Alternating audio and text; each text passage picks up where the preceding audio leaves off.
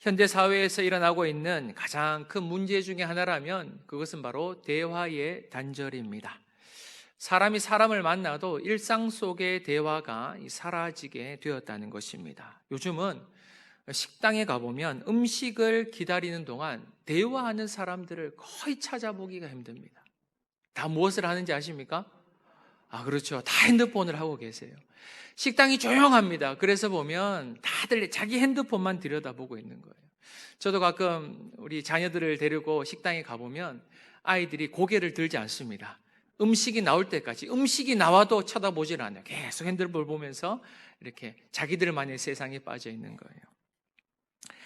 그런데 이것은 꼭 식당에서만의 이야기 아니라 우리의 일상 속에서 대화가 사라지게 되었다는 것을 단편적으로 보여주는 예라고 할 수 있습니다. 단지 요즘은 필요에 의한 대화만이 존재할 뿐이라는 거예요. 제가 예전에 교회에서 사역하면서 한 권찰분께 전화를 드린 적이 있습니다. 제가 권사님께 전화를 드려 반갑게 인사드렸어요. 권사님 안녕하세요. 잘 지내시죠? 그렇게 인사를 했더니만 그 권사님께서 하시는 말씀이 예 목사님 근데 또 뭐 시키려고 해 이러더라고요.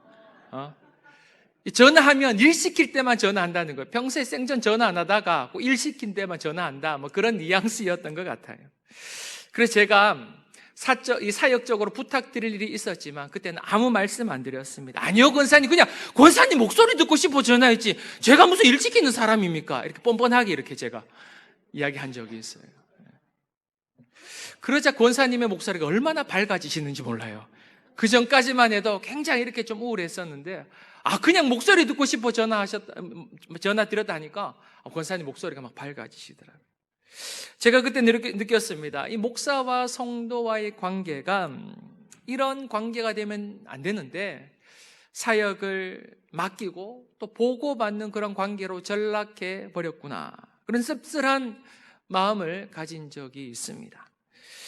지금 우리의 삶의 현장이 그렇습니다. 이를 지시하고 보고받는 것이 우리 대화의 대부분이 되어버렸습니다. 대화 속에 서로의 감정이 잘 전달되지 않는 거예요. 이런 문제는 우리의 가정에서도 일어나고 있습니다. 부부 사이에 대화가 단절되고 있죠. 또 부모와 자식 사이에서도 대화가 단절되고 있는 실정입니다. 하나님께서 인간에게 주신 가장 기본적인 안식처가 가정임에도 불구하고 이 가정 안에서 하나님께서 주신 참된 위로와 평강을 누리지 못할 때가 있다는 것입니다. 왜냐하면 가정 안에서 대화라는 것이 점점 사라져가고 있기 때문입니다. 가정만 그런 것이 아닙니다. 우리의 직장을 비롯한 모든 공동체 속에서 이런 대화가 점점 사라져가고 있다는 거예요. 인간적인 관계가 무너져가고 있다는 것입니다. 인간이 인격적으로 만나는 것이 아니라 세상이 만들어 놓은 그 사무적인 틀, 비인격적인 틀 안에서 관계를 맺으며 살아갈 수밖에 없다는 것이죠. 그러나 사람과 사람과의 교제와 관계의 단절보다 더 큰 문제가 있다면 그것은 바로 창조주 하나님과 바로 피조물과의 단절이라는 것입니다. 하나님께서는 인간을 창조하시고 그 인간과 영원토록 교제하기를 원하셨습니다. 오전에도 말씀드렸지만 하나님께서는 인간을 창조하실 때 공감하는 존재로 창조하셨다는 거예요. 하나님의 마음과 생각을 나누면서 함께 교제하는 그런 인격적인 관계를 위해 인간을 창조하셨다는 것입니다. 하나님을 예배하고 찬양하는 것이 기쁨이 되는 그런 피조물을 창조하셨던 거예요. 그런데 문제가 생겼습니다. 인간과 하나님 사이에 교제의 단절이 일어나게 되었던 것이죠. 그 이유가 무엇입니까? 바로 인간의 죄로 인함입니다. 인간이 하나님의 말씀에 불순종함으로 창조주 하나님과 피조물 간의 관계의 단절, 교제의 단절이 일어나게 된 것입니다. 그런데 하나님과의 교제의 단절은 단순한 문제가 절대로 아닙니다. 그것은 생명과 죽음의 문제인 것입니다. 인간은 하나님과의 단절로 인해 영원한 죽음의 길을 걸어가게 된 것입니다. 하지만 하나님께서는 영원한 죽음의 길을 걸어가는 그러한 인간들을 그냥 내버려 두지 않으셨고 영원한 죽음에서 영원한 생명으로 우리를 구원하여 주실 뿐만이 아니라 하나님과 우리의 관계를 회복시켜 주신 것입니다. 오늘 우리가 묵상하고자 하는 요한일서에서는 하나님과의 교제와 관계 그리고 사귐에 대해서 말씀해 주고 있습니다. 사도 바울은 하나님과의 교제에 대해서 말씀하시면서 아주 중요한 영적인 비밀을 강조하고 있는데 그 내용이 무엇인지를 한번 살펴보도록 하겠습니다. 요한일서의 말씀을 묵상하기 전에 먼저 사도 요한이 어떠한 인물인지를 한번 살펴보도록 할게요. 사도 요한은 예수님의 12 제자 중에 가장 어린 제자 중에 한 명이었습니다. 그는 그의 형제 야고보와 함께 예수님의 부르심을 받게 되었을 때 그때 나이가 몇 세 정도 되었는가 하면 한 17세에서 18세 정도가 되었을 것이다, 그렇게 추정을 합니다. 그렇게 어린 시절 예수님으로부터 부름받은 이 사도 요한의 별명이 무엇이었는지 아십니까? 사도 요한의 별명은 바로 우레의 아들이었습니다. 우레, 천둥 번개, 우레의 아들. 예수님께서 그에게 그렇게 별명을 지어주셨던 거예요. 왜 예수님께서는 사도 요한을 우레의 아들이라고 칭하셨을까요? 아마도 사도 요한의 나이가 어렸기 때문에 막 혈기가 왕성하고 해서 그런 것들로 인해서 우리의 아들이라고 칭하지 않았을까, 그렇게 생각을 합니다. 누가복음 9장에 보시면 이 야고보와 요한이 막 흥분을 해서 예수님께 이렇게 이야기하는 장면이 기록되어 있습니다. 사마리아 한 촌에서 예수님을 받아들이지 않자 이 야고보와 요한이 이렇게 얘기하는 거예요. 예수님, 우리가 불을 명하여서 그 사마리아에 있던 모든 사람들을 불태워 죽일까요? 이렇게 얘기하는 거예요. 예수님을 멸시하고 받아들이지 않았다고 해서 그 땅에 있는 주민들을 불을 내려 다 죽이겠다는 거예요. 얼마나 화가 났던지, 예수님 말씀만 하옵소서, 우리가 그렇게 기도하겠습니다, 이렇게 이야기했던 자들이 바로 야고보와 요한이었다는 거예요. 그런데 그랬던 그가 이제 나이 많은 할아버지가 된 거예요. 나이 많은 할아버지가 되어서 이 요한일서를 쓰게 되었던 것입니다. 특이한 점은 후대의 사람들은 그가 기록한 이 요한복음과 요한일서를 보면서 그 사도 요한을 우레의 아들로 부르고 있는 것이 아니라 어떠한 사도로 부르고 계신지 아십니까? 그렇죠. 사랑의 사도라고 부르고 있는 거예요. 사랑의 사도. 굉장히 상반되는 어떤 별명인 것 같아요. 사도 요한은 요한복음에서 자신을 예수님이 사랑하시는 제자라고 4번이나 표현하고 있습니다. 고백하고 있어요. 예수님께서 편애하셨던 것입니까? 예수님께서 사도 요한만 사랑하신 거예요? 사도 요한이 자신을 그렇게 표현한 이유는 그가 예수님의 사랑을 충만히 경험했기 때문이었어요. 여러분, 사랑이라는 것은 충만히 경험한 사람만이 알 수가 있는 거예요. 부모가 자식을 엄청나게 사랑해도 자녀가 그 사랑을 깨닫지 못하면 자식은 우리 부모는 나를 사랑하지 않아, 이렇게 생각하는 것처럼 예수님의 사랑도 마찬가지입니다. 그 예수님의 사랑을 얼마나 많이 체험했는가에 따라서 그의 고백들이 완전히 달라질 수 있다라는 것이죠. 예수님께서 십자가를 지실 때에 예수님을 끝까지 따라갔던 자가 바로 사도 요한이었던 거예요.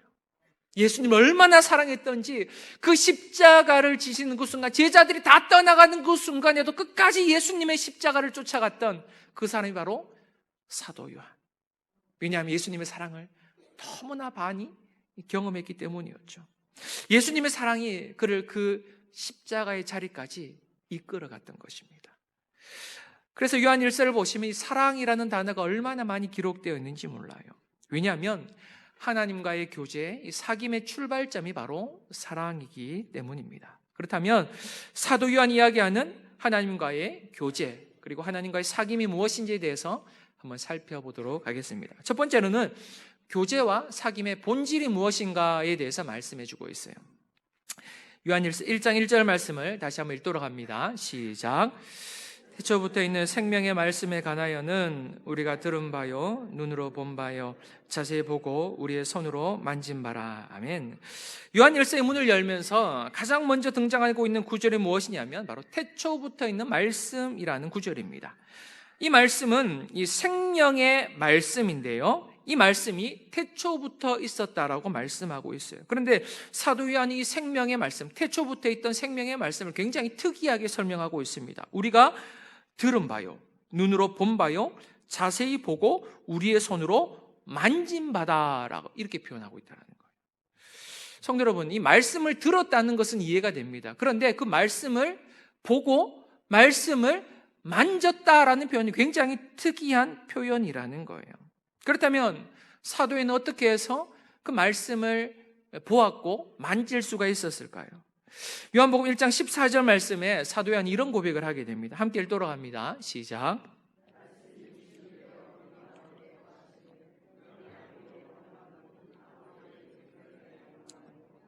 진리가 충만하더라. 아멘.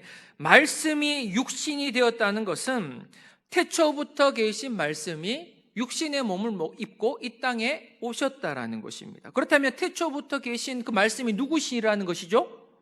예수님이라는 거예요. 성자 예수님. 말씀이신 예수님께서 인간의 몸을 입고 이 땅에 오셨다라는 것입니다. 그래서 그리스도인들은 예수님을 통해서 하나님의 말씀을 들을 뿐만이 아니라 하나님의 그 말씀을 보게 되고, 눈으로 보게 되고, 또한 그 말씀을 만질 수가 있었다라는 것을 표현하고 있다는 거예요. 2절에도 이렇게 말씀하고 있습니다. 2절 말씀을 함께 읽도록 합니다. 시작. 이 영원한 생명을 우리가 보았고 증언하여 너희에게 전하노니 이는 아버지와 함께 계시다가 우리에게 나타나신 바 된 이시니라. 아멘. 이 생명이 나타나신 바 되었다는 것은 예수님께서 육신의 옷을 입고 이 땅에 오셨다는 것을 의미하는 것입니다. 성도 여러분, 사도 요한은 예수님을 굉장히 가까이서 목격했던 인물이었어요. 또한 예수님의 품 안에서 그분의 숨결을 느꼈던 자가 바로 사도 요한이었습니다. 요한복음 13장 23절에 보시면 이런 표현이 있습니다. 그의 사랑하시는 자가 예수의 품에 의지하여 누웠더라. 예수님의 품에 의지하여 사도 요한이 누워 있었다라는 거예요. 이처럼 사도 요한은 예수님의 품 안에서 그 말씀이신 예수님의 그 하나님의 말씀을 들었고 또한 보았고 만질 수 있었다라고 고백하고 있다라는 거예요. 그런데 중요한 것은 여러분, 태초부터 있던 그 말씀이 예수님이신데 그분이 바로 영원한 생명이라는 것이 중요해요. 영원한 생명. 그래서 죄로 인해 죽었던 우리가 영원한 생명이신 예수님을 믿음으로 말미암아 우리가 무엇을 얻게 되었습니까? 무엇을 얻게 되었어요? 영생을 얻게 되었다 표현한. 영생이 뭡니까? 영원한 생명의 줄임말이 영생이에요. 그래서 우리가 예수님 믿음으로 영생을 얻게 된 것은 영원한 생명이신 예수님이 우리 안에 들어와 계시니 우리는 이 땅에서 영원한 생명을 누리게 되었다라는 것입니다. 이 자리에 계신 모든 성도님들은 예수님을 믿음으로 영원한 생명을 얻게 되었음을 믿으시기 바랍니다. 우리 영생을 얻은 자들이라는 거예요. 그런데 여러분, 이 영원한 생명을 얻게 되었다는 것의 핵심적인 의미는 무엇이냐면 우리가 하나님의 나라에서 영원히 살게 되었다라는 의미가 아니에요, 여러분. 영생의 의미는 영원히 산다는 의미가 아니에요. 그렇다면 영원한 생명을 얻었다는 진짜 의미가 무엇일까요? 그것은 바로 영원한 생명이신 예수님과 친밀함을 누리며 교제하며 동행하는 삶을 살게 되었다라는 의미가 바로 영생을 얻었다라는 의미임을 믿으시기 바랍니다. 이해됐어요? 여러분, 영원히 사는 게 중요한 것이 아니라 영원히 살 때 어떻게 사는 게 중요하다라는 것이죠. 여러분, 그냥 마냥 영원히 살면 행복할 것 같습니까? 성경에 보시면 지옥에서도 영원히 살아야 돼요. 그래서 영원히 사는 게 중요한 게 아니고 여러분, 어떻게 영원히 사는가가 더 중요하다는 거예요. 어떻게 영원히 사는가? 영원한 생명이신 예수님과 깊은 교제를 누리며 친밀함을 누리며 그분과 동행하는 삶이야말로 영생을 누리는 삶임을 믿으시기 바랍니다. 여러분, 이게 영생이에요. 다른 게 영생이 아니라 그분과 교제하며 막 그분의 사랑을 누리며 위로받고 그분과 동행하는 그 삶이 바로 영생이라는 거예요. 그러한 의미에서 우리 영생이라는 것은 여러분, 죽어서 누리는 것이 아니라 이 땅에서도 누리며 살아갈 수 있다는 것입니다. 어떻게 해요? 하나님의 말씀을 통해서 살아계신 예수님을 경험하며 살아갈 수가 있다는 것이죠. 우리 예수님께서는 하나님의 말씀을 통해 우리에게 역사하심을 믿으시기 바랍니다. 굉장히 중요한 거예요. 우리가 기도하는 거 굉장히 중요합니다, 여러분. 제가 정말 지금은 정말 기도할 때다라는 그런 생각이 많이 들어요. 그런데 우리가 하나님의 뜻을 발견하기 위해서는 말씀을 가까이 해야 됩니다. 기도 물론 중요합니다. 그런데 기도한 만큼 말씀을 읽어야 돼요. 왜냐하면 예수님께서는 말씀으로 역사하시기 때문이라는 거예요. 그래서 말씀이신 예수님. 그래서 말씀을 전혀 읽지 않고서는 하나님의 뜻을 절대로 분별할 수가 없습니다. 그래서 하나님의 뜻이 무엇인지는 기도한 만큼 말씀을 읽어야만 하는 거예요. 그래서 우리는 말씀을 통해서 하나님의 위로를 경험하기도 하고 또 은혜를 경험하기도 하고 하나님의 살아계심을 경험하기도 하고 하나님의 기적과 역사를 경험하게 되는 것입니다. 우리의 인생은 한편으로 굉장히 외로운 인생이에요. 어쩌면 참 고달픈 인생입니다. 늘 걱정과 근심 속에 살아가는 인생입니다. 그러나 그럼에도 불구하고 우리 그리스도인들은 이 땅에서 영생을 누릴 수 있음을 믿으시기 바랍니다. 생명이신, 영원한 생명이신 예수님을 찬양하고 기뻐하고 즐거워하는 가운데 세상에 알지 못한 위로를 경험하게 되는 거예요. 아까 방금 또 찬양 드렸잖아요. 괴로울 때 주님의 얼굴 보라. 그것만으로도 큰 위로가 되지 않습니까? 현실을 바라보지 않고 사람을 보지 않고 그래 눈을 들어 주를 바라봐야지. 그렇게 찬양하면서 하나님의 위로를 경험하게 되는 거예요. 우리 성광의 모든 성도님들은 하나님의 말씀을 통해 찬양을 통해 기도를 통해 영원한 생명이신 예수님과 교제하며 친밀함을 누리며 동행하는 삶을 살아갈 수 있기를 주의 이름으로 간절히 축원드립니다. 두 번째로는 성도의 교제와 사귐에 대해서 말씀해주고 있습니다. 성도의 교제와 사귐. 사람들과 교제를 하고 관계를 맺어갈 때 중요한 것은 바로 공통의 관심사입니다. 공통의 관심사가 있을 때는 관계가 대화가 굉장히 부드러워지는 거예요. 소통이 쉽게 되어서 친밀해질 수가 있는 것입니다. 아이들을 양육하는 부모들이 쉽게 친밀해질 수 있는 이유는 이 자녀 양육이라는 공통의 관심사가 있기 때문이라는 거예요. 그러면 우리 어른들의 공통의 관심사는 무엇입니까? 여러분의 관심사는 뭐죠? 성형 뭐 이런 겁니까? 화장 이런 거 아니죠. 우리 어르신들은 대부분 건강이더라고요. 건강. 맞습니까? 제가 신방을 가보면 대부분 이렇게 건강을 위해서 많이 아프신 분들이 많다 보니까 건강. 그래서 어른들은 모이면 뭐가 좋더라, 이거 먹어봐라, 저거 먹어봐라 이런 정보들이 굉장히 많아요. 그리고 제가 뭐 아프다가 한번 얘기하면요, 목사님 이거 한번 드셔보셨어요? 제가 한번 드셔보셨어요? 이러면서 건강 정보들을 얼마나 많이 주시는지 몰라요. 그래서 뭐 그런 공통의 관심사가 있을 때는 서로 친밀해질 수가 있는 거예요. 그런 얘기를 나누면서 관계가 가까워질 수 있다는 것입니다.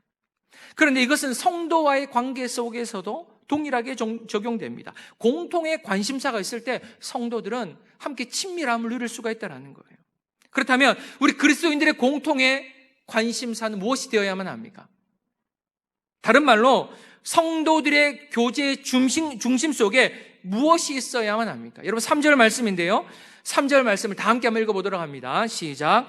우리가 보고 들은 말을 너희에게도 전함은 너희로 우리와 사귐이 있게 하려 함이니 우리의 사귐은 아버지와 그의 아들 예수 그리스도와 더불어 누림이라. 아멘. 사도 요한이 성도와의 사귐을 위해서 무엇을 전해주었다라고 말씀하고 있는가 하면 바로 우리가 보고 들은 바를 너희에게 전해주었다라는 거예요. 우리가 보고 들은 바가 무엇입니까? 바로 예수님이십니다. 말씀이신 예수님을 그들에게도 전해 주었다라는 거예요. 그래서 성도들과의 사귐에 있어서 공통의 관심사는 말씀이신 예수님이 되어야 함을 믿으시기 바랍니다. 여러분, 우리의 대화의 주제는 오직 예수님이 되어야 될 줄 믿습니다. 예수님만 자랑하고 예수님만 얘기하고 하나님의 말씀만을 자랑할 수 있어야만 한다라는 거예요. 다시 말해 우리 교회라는 공동체는 하나님의 말씀을 통해 교제하는 말씀 공동체라는 것을 가르쳐주고 있는 거예요. 말씀 공동체. 우리 공동체는 말씀으로 하나 되는 공동체라는 것입니다. 결국 우리 그리스도인들의 최고의 관심사는 무엇이 되어야 한다는 것입니까? 예수님이 되어야 하고 말씀이 되어야만 한다는 것입니다. 그분의 역사가 우리의 관심사가 되어야 한다는 것입니다. 그래서 우리가 성도들을 만날 때마다 무엇을 나누어야 하는가 하면 하나님의 말씀을 나누어야 하는 거예요. 또한 내가 받은 그 하나님의 말씀의 은혜를 나누어야 하는 것입니다. 내 삶 속에 역사하셨던 그 하나님의 은혜를 내가 만나는 사람들마다 나눠줄 수 있어야 한다는 거예요.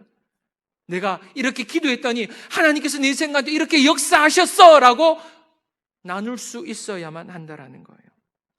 사랑하는 성도 여러분, 하나님의 말씀을 나누게 될 때 우리의 영이 살아나게 됨을 믿으시기 바랍니다.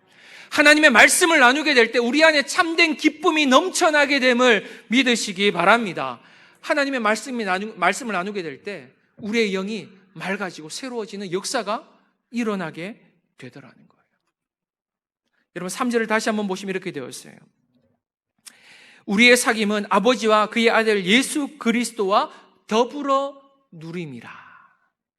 우리의 사귐은 아버지와 그의 아들 예수 그리스도와 더불어 누림이라. 성도의 사귐이 있어서 중요한 것은 아버지와 그의 아들 예수 그리스도와 더불어 누린다는 거예요. 더불어. 여기서 중요한 단어는 더불어라는 단어예요. 더불어 누린다. 성도 여러분이 삼각관계 아십니까? 삼각관계. 삼각관계 참 골치 아픈 관계입니다. 한 사람을 두고 막 두 사람이 좋아하게 되면 그것만큼 골치 아픈 그 상황이 없어요. 우리 성도님들 얼굴 보니까 이거 옛날 생각이 좀 나시는 것 같아요. 맞죠?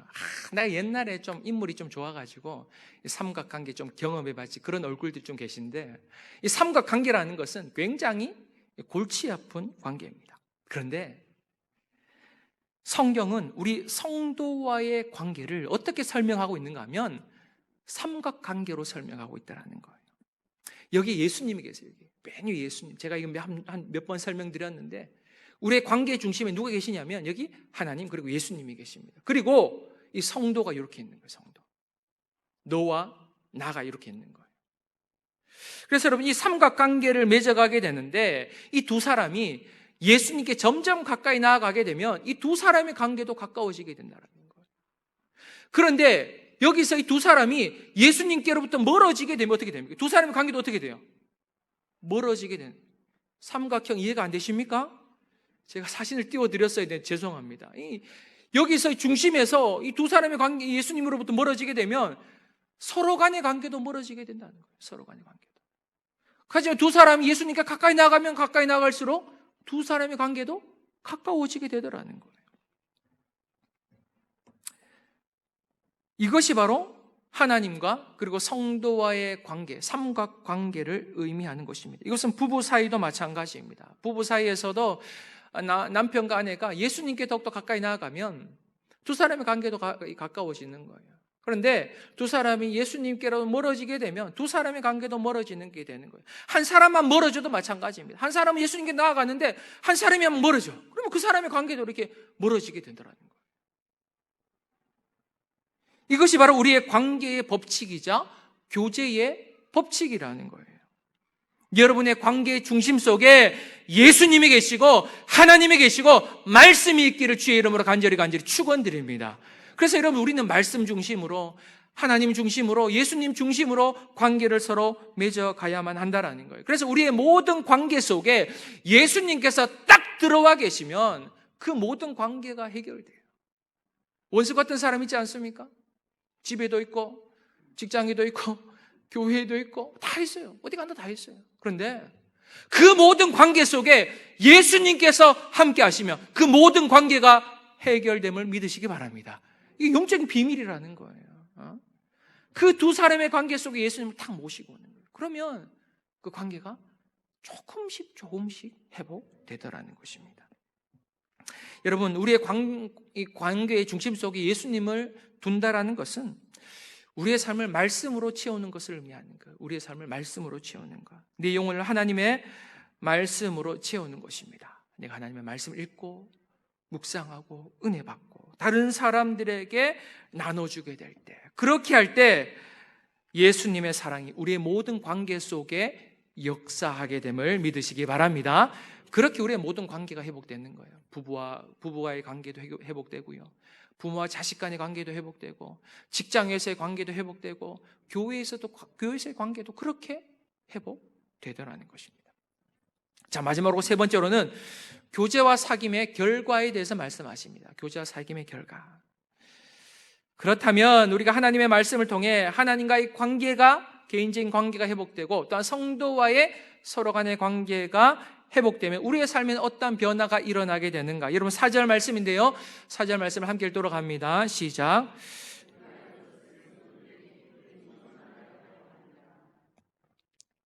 하나님과의 관계가 회복되고 교제가 회복되고 성도와의 교제가 회복되면 우리의 삶 속에는 어떤 변화가 일어나게 된다고요? 바로 하나님의 기쁨이 충만하게 되더라. 기쁨이 충만하게 되더라. 여러분, 이것은 경험해 본 사람만이 아는 진리예요. 경험해 본 사람만이 아는 진리예요. 성도 간의 교제가 얼마나 기쁜지 모릅니다. 성도가 서로 모여 하나님의 말씀을 나누고 은혜 받은 말씀을 나누고 함께 울고 함께 웃고 함께 기도할 때 성령께서 주시는 기쁨이 있다는 거예요. 성령께서 주시는 기쁨. 중요한 것은 더불어 누리게 될 때 기쁨이 넘치게 된다는 거예요. 더불어 누리게 될 때. 내가 하나님의 은혜를 받은 게 있어요. 그런데 그것을 내가 혼자 간직하고 있는 것보다는 다른 믿음의 동력자들에게 내가 받은 하나님의 은혜, 내 삶 속에 역사하셨던 그 하나님의 은혜를 나누게 되면 그 하나님의 은혜가 배가 되더라고요. 배가. 왜냐하면 하나님께서는 인간을 그러한 존재로 지으셨기 때문입니다. 인간이란 존재는 결코 혼자서는 기쁨을 누릴 수가 없는 존재입니다. 혼자서는 절대로 행복할 수 없다라는 거예요. 여러분, 신앙생활도 마찬가지입니다. 신앙생활은 혼자 하는 것이 아닙니다. 신앙생활은 함께 하는 거예요. 함께 하는 거. 누구랑 함께 하는 것입니까? 예수님과 함께 하는 것이죠. 예수님과 함께 하는 거. 예수님만으로도 충분한 게 맞습니다. 여러분, 우리의 신앙은 예수님만으로 충분함을 믿으시기 바랍니다. 세상 사람 다 떠나가도 우리 예수님만으로 만족하면서 사는 것이 때로는 신앙이에요. 그런데 성경은 분명하게 말씀하고 있습니다. 때로는 예수님만으로 충분한 건 맞는데 때로는 믿음의 동력자들도 필요하다는 거예요. 전도서 4장 9절과 10절 2절 말씀을 함께 돌아갑니다. 시작.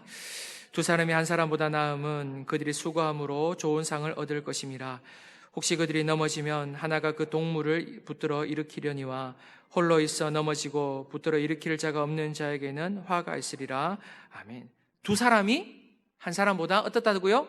낫다라는 거예요. 두 사람이 한 사람보다 낫다. 왜냐하면 혹시라도 인생의 여정, 길을 걸어가다가 한 사람이 넘어지게 되면 다른 사람이 그 사람의 손을 붙잡고 일으켜 세워줄 수 있기 때문이라는 것입니다.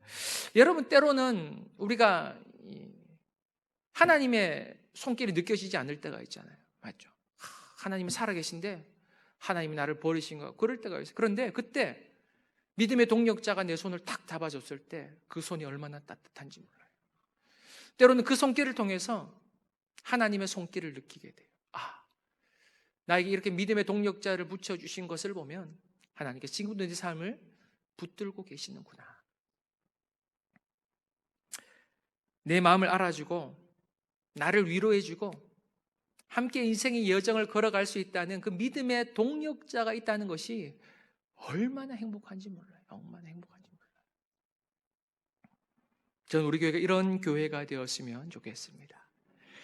서로에게 큰 위로가 되고 힘이 되는 교회, 서로가 함께함으로 서로에게 기쁨이 되는 교회, 함께 모일 때마다 세상적인 이야기가 아닌, 육신적인 이야기가 아닌, 그리고 사람들 향한 비난과 정죄가 아닌 하나님의 말씀과 은혜를 나눌 수 있는 그런 말씀 공동체가 되었으면 좋겠습니다. 말씀 공동체.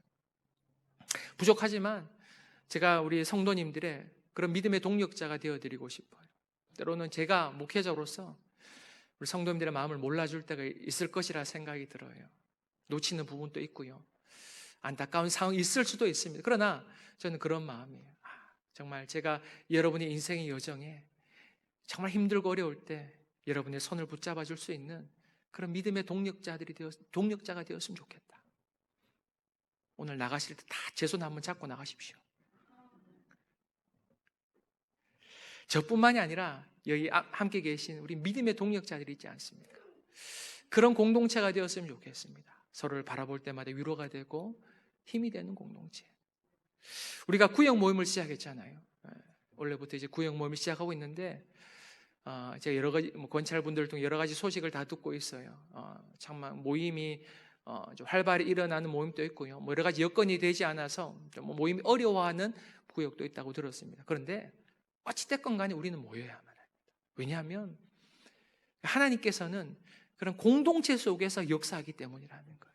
소그룹 속에서 서로 만나고 삶을 나누고 기도하고 그 속에서 하나님께서 은혜를 베풀어 주시고 그 속에서 힘을 얻고 위로가 되는 공동체를 만들어가는 것. 그것이 바로 앞으로 우리 성광교회가 만들어가야 할 그런 과제가 아닌가 그런 생각이 듭니다. 저는 우리 성도를 위해서 기도할 뿐만이 아니라 우리 구역 모임을 위해서도 기도하고 있습니다. 또한 구역 모임뿐만이 아니라 우리 교회의 모든 조직이 다 그래요.